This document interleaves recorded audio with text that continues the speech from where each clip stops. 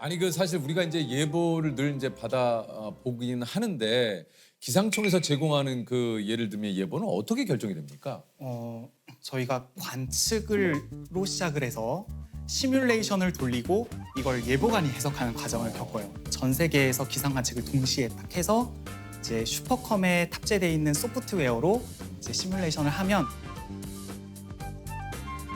이제 나오는데 이게 틀려요. 이게 정답은 없거든요. 그러니까 MRI, CT를 찍더라도 의사마다 소견이 다 다르잖아요. 그렇죠, 그렇죠. 좀 임상 경험이 풍부한 이제 예보관이 필요한 상황인데 저희는 예보 토의를 날씨가 나쁠 때는 하루 뭐 6번, 10번도 하고요. 계속 토론을 하는군요. 네, 토론을 계속 하는데 가장 중요한 토론을 저희는 오후 2시 토의로 보고 있습니다. 왜냐하면 이때 결정되는 예보가 저녁 뉴스를 통해서 받아보시게 될 거예요. 그래서 이때 거의 2시부터 3시 1시간 동안 정말 배틀이 접전이 이루어지고 좀 약간 치열하게 싸우기도 하나요? 네, 그 자리만큼은 국장님 이하 전국의 모든 예보관들이 화상으로도 연결되고 자기들이 본 거를 각자 토론하는 자리입니다. 네.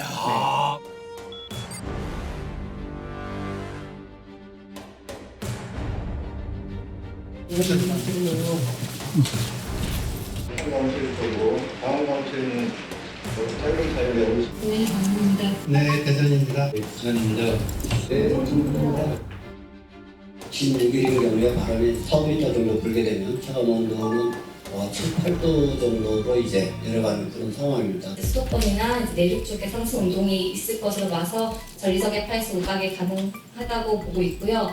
우박 가능성에 대해서 지금 현재 단정 짓기는 좀 어려운 상황이 아닌가. 쌀한번 정도가 되지 않을까 싶고요. 한 번씩 상당히 강하면 1cm도 충분히 넘을 수도 있잖아요. 그러면 그래서 굳이 쌀은 구이라는 할 필요가 없다는 이야기죠. 그러니까 우박이 떨어지는 거 있겠다 이런 정도 해서 우박 같은 경우는 저희는 충북 서쪽지방을 중심으로 해서 아까 지리산 우박 얘기를 하셨는데 좀 확실히 건조하고 불안정 정도도 좀 약한 것 같습니다.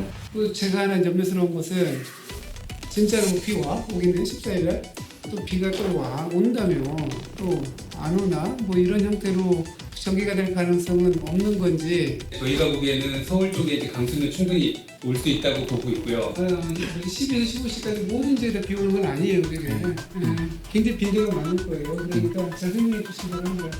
시설에. 네, 알겠습니다. 이것으로 주간 예보 마치겠습니다. 지금 14일 모레 토요일 아침에 한 번 또 오후부터 저녁에 한 번 우박 얘기가 계속 나온 것처럼 좀 피해가 날 수도 있는 요소가 있어서 그게 제일 관건이죠, 오늘.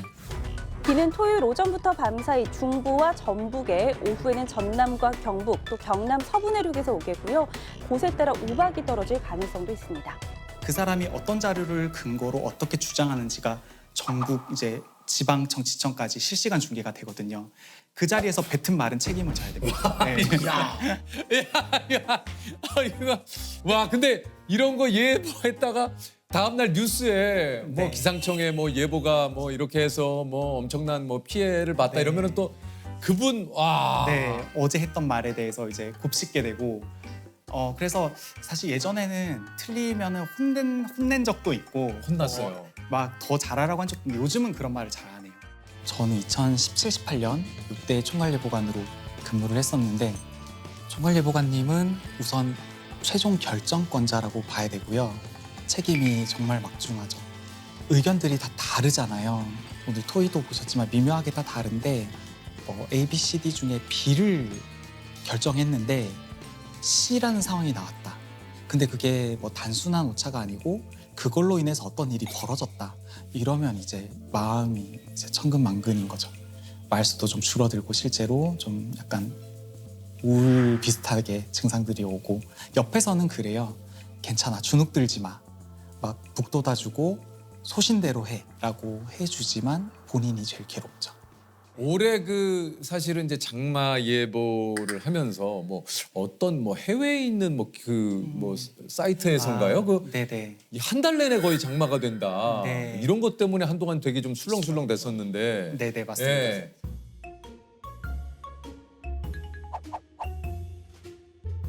캘린더가 막 뜨고 했을 때 좀 뭐 사실 기상청 내에서도 그걸 가지고 얘기를 좀 많이 하셨을 거 아니에요. 많이 했죠. 저희 네. 인터뷰 질의도 많이 오고요. 무지하게 왔을 것 같아요. 기상청에서는 어떻게 생각하냐 이거에 대해서 이런 얘기들이 많았어요. 그래서 저희가 좀 이렇게 데이터를 좀 트래킹해 본 결과로는 평년의 개념이었어요. 그러니까 앞으로의 예측이라기보다는 기존에 뭐 10년이면 10년 그런 과거 통계를 기반으로 캘린더로 이렇게 표시를 해놨던 거예요. 그래서 그게 예측이 가장 핵심은 그거였어요. 과거 통계를 예보라고 볼 것인가. 근데 그건 아니기 때문에 저희 대변인실을 공식적으로 이거는 그렇게 좀 신뢰할 수 있는 건 아니다. 최신 정보를 활용하는 게 좋다 했더니 이제 댓글들이 막 달리는 거예요. 뭐라고요? 틀리는 전문가인 기상청이 아니라고 하면 이건 맞을 것 같아요. 약간 그런 좀 씁쓸한. 네. 그러니까 뭐 기상청이 되지 반대로 해라. 반대로. 기상청이 아니라고 하면 이번엔 오겠네 막 그랬는데 사실은 뭐 결론을 얘기 드리면 이제 저희가 맞았죠. 과거 그러니까요. 통계보다는 훨씬 근거를 가지고 한 예보가 정확도가 훨씬 더 높다. 그러니까 한편으로는 또 이게 가슴을 또 쓸어내리면서 네. 그죠. 사실 조마조마했어요. 그러니까요. 살 빼고 오면 어떡하지 막. 뭐 기상청에 계신 분들도 오죽 이게 뭐 연구와 진짜 공부와 노력들을 어마어마하시잖아요. 아무리 예측하기 위해서 진짜 수많은 분들이 노력을 한다 하더라도 이제 빗나갈 때가 있어요. 그러다 보면 이제 민원이 많이 들어오죠. 민원 많이 오죠. 제가 개인적으로 받은 것들은 이제 시멘트를 쫙 부어놨는데 비가 와서 물이 들어갔으니까 이거 보상하라부터 이제 정말 중요한 자리 면접인지 이게 어떤 여자분이 이제 갑자기 내린 소나기 때문에 이제 화장을 다 머리랑 이렇게 젖었다. 네. 이게 사실은 조금 섭섭했어요. 네. 뭐가요? 어떤 점이? 오늘은 날씨가 화창할 예정입니다 해서 나름대로 입고 네. 나갔는데 갑자기 비가 막 쏟아지는 거예요. 전혀 예보에 없던. 네네. 소나기가 제일 예보가 어려운 이유가 맑아서 기온이 일단 올라가야 이게 섞이면서 구름이 생기는 메커니즘이기 때문에 맑다는 전제가 있어요. 그래서 아침에 나올 때 맑네 안 오겠네라고 나왔다가 기온이 올라가고 대기가 불안정해질 때 쏟아지면 그때 이제 좀 예기치 못하게 이제 비를 맞으시는 분들인데 뭐 이불을 널어놨다가 홀딱 젖은 분도 전화가 와서 제가 세탁비를 물어드리겠다고 한 적도 있어요. 너무 속상하셨겠다. 당장 그게 그날 밤에 써야 될 이불이었던 것 같아요. 그러니까 일상하고 맞닿아 있는 이런 어려운 점들이 전화가 많이 와요. 그래서 진짜 보상을 해주시겠다고 그랬어요? 네, 제가 너무 죄송하다고. 일단 그분들은 이렇게 연락을 주시는 분들은 왜 예보가 틀어졌는지에 대한 이유를 듣고 싶어서 하시는 게 아니에요. 사실 속상하고 이래서 막 뭐라고 하시다가 제가 죄송하다고 이제 하다 보면 다 아세요. 그걸 어떻게 정확히 맞추냐고. 지금 전화 받으시는 분이 뭐 무슨 뭐 잘못이 있냐 이러면서 그냥 이해를 토로하는 많이 거죠. 해주시죠. 네. 이게 이제 농업, 이게 또 이제 날씨는 진짜 말 그대로 생업과 관련이 된 네. 그런 문제이기 때문에 요 진짜 안타까운 민원들도 굉장히 또 많을 것 같아요. 네, 좀 기억에 남는 민원은 고추를 이렇게 널어 놓으셨다가 비를 맞은 할머니분. 아마 그 해 정말 정성과 이런 걸 다해서 키워서 마지막 말리던 작업이었을 텐데 이게 뭐가 그렇겠어. 그러니까 또. 그러면서 또 됐었는데 그때 좀 기억에 많이 남고요. 바닷가 쪽에 일하는 기상대, 인천 기상대나 이런 분들은 좀 뱃사람들도 어업을 하시는 분들이 많아서 많으니까. 이제 풍랑특보가 나면 이제 우리는 하루 벌어서 하루 먹고 사는데 뭐 못 나가게 하면 어떡하냐. 그렇죠. 네. 여기서 보기엔 괜찮은데 네. 잔잔한데 이거 뭐 앉아서 사무실에 앉아서 특보만 내면 다냐 이래서 정말 칼 들고 이 기상대로 쫓아오신 분도 있다고 해요. 네. 이게 어업도 같은 상황을 놓고 전화가 30분 간격으로 다른 전화가 올 때가 있어요.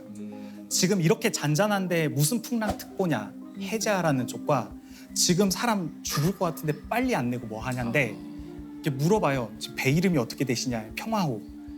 또 전화가 오면 배 이름 어떻게 돼? 평화호 같은데예요. 이제 조업을 해야 되는 선주 쪽과 목숨이 걸린 이제 선원 쪽 조업하시는 분과 같은 상황이 잔잔해 보이기도 하고 넘실거리기도 하고 저희는 그래서 오로지 저희는 과학적인 데이터 관측 기반으로 안전하시기를 바라는 마음에서 하는 점 좀 양해 부탁드린다고.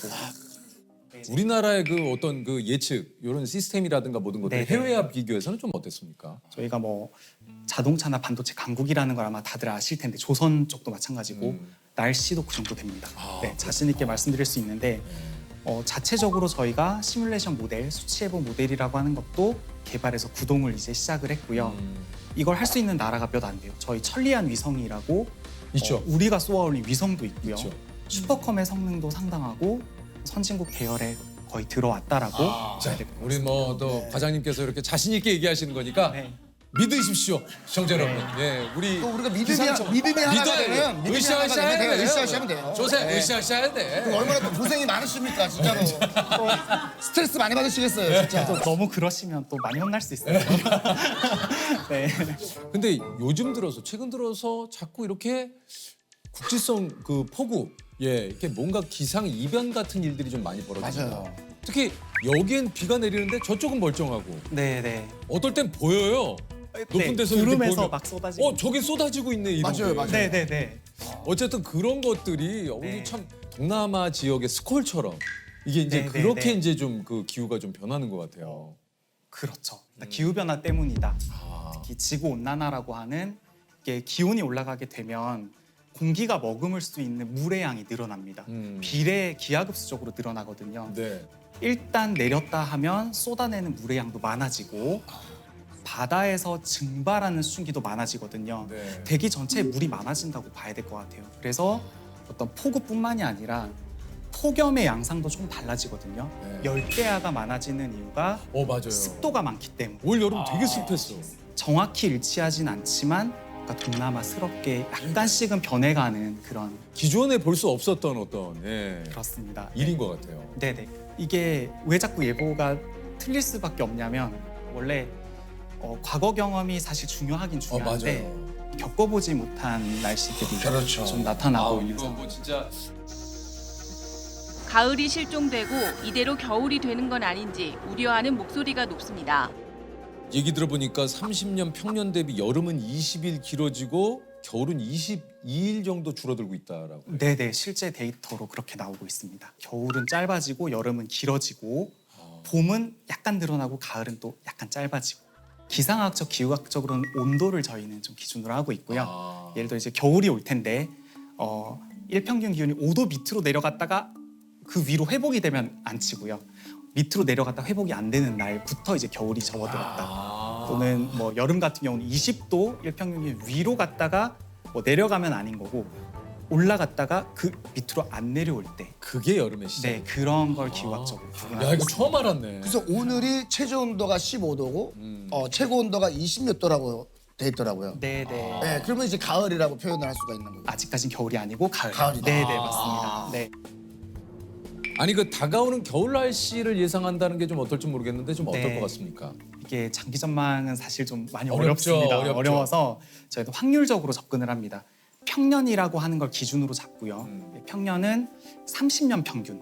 그러니까 어떤 한 인간이 사회생활을 하면서 한 번쯤은 겪어봄직한 기간. 네. 30년으로 잡는데 지금은 2020년도가 넘었기 때문에 1991년부터 2020년까지 30년 평균을 합니다. 네, 대학교 1학년 때부터의 그 아, 네. 기간이군요. 대학교 1학년 네, 91년입니다. 훨씬 어려 보이셔가지고. 네, 네. 그 1학번입니다. 네. 네네네. 그래서 하여튼 30번의 겨울이 있었을 거잖아요. 그러면 제가 딱 그 겨울이에요. 네, 그 평년 대비 이것보다 기온이 예를 들어 높을 확률, 비슷할 확률, 낮을 확률 이렇게 세 등분으로 이제 예보를 하고 있는데 올겨울 같은 경우 평년과 비슷하거나 높을 확률 쪽으로 좀 보고 있어요. 그래서 비슷하거나 높다. 네, 그래서 뭐 한 번씩은 추위가 찾아오지만 장기간 지속된다기보다는 좀 회복을 하고 또 이제 극한의 한파보다는 일시적인 하강 쪽으로 일단 내다보고 있는 상황입니다. 눈은 좀 어떻습니까? 많이 올 것 같습니까? 어떻습니까? 이것도 역시 평년과 비슷하거나 조금 많을 수 있다라고 나오고 있어요. 근데 다만 한 번씩은 좀 눈의 양이 좀 많을 수는 있다라고 일단은 내다보고 있습니다. 이게 그 과장님이 처음으로 도입한 정책이 있다고 그래요. 이게 뭡니까? 네, 저희가 작년 8월 8일 신림동에서 이제 반지하 침수로 이제 가족이 좀 안타까운 사고가 있었어요. 네. 그제밤 집중호우 속에 순식간에 천장까지 물이 들이찬 서울 관악구의 반지하 주택. 그 안에 살던 40대 발달장애인 여성과 여동생의 10대 딸은 빠져나올 수 없었습니다. 그때 이제 기상청은 밤 9시 사고 전에 낮에 호우 경보까지 내놓고 뭐 긴급 자막 방송 속보를 운영했음에도 사고가 난 거예요. 그래서 무엇을 더 해드릴 수 있을까? 정말 우리 가족이 만약에 그곳에 있었으면 어떻게든 뛰어가서 뭐 나오라고 당장 하지 않았겠느냐 해서 예전에는 이게 행정안전부나 지자체에서 좀 간접이죠. 어떻게 보면 간접적으로 호우특보가 나거나 하면 안전안내 문자라고 해서 맞아요. 그 많이 받으실 거예요. 맞아요. 네, 맞아요, 소리 맞아요. 없이 네, 나는 네. 문자인데 네.